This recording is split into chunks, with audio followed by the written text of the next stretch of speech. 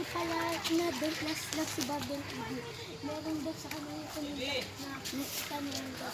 Kaya hindi meron daw rin. Kasi nga. Baka mag-cut dito yung video bigla. Tara na.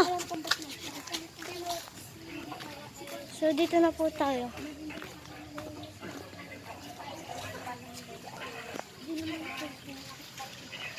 So, may na-videoan nga ako guys ngayon. So, pupunta ulit tayo dito guys. Katulad nung kanina na nagpunta tayo dito. So, ito po yung mga kasama ko mga vloggers din. So, dito po ay napakadilim.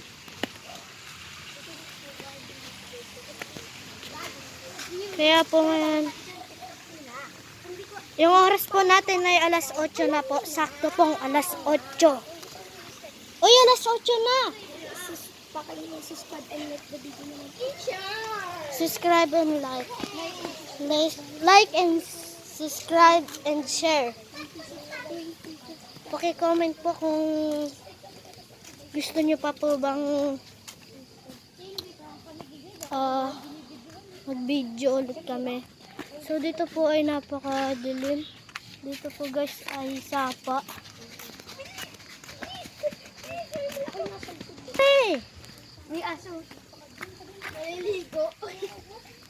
So may aso nga guys kasi di makaangat. Tara. May umilaw na mata. Grabe. So tara na guys. Bumalik na tayo. Ba't parang? Tara na. Kaming dalawa nga lang kinakaya namin eh. Tinitiis na namin yung nakakatakot. Mga cellphone nyo ah. Tinitiis namin kahit may iba na siyang hay.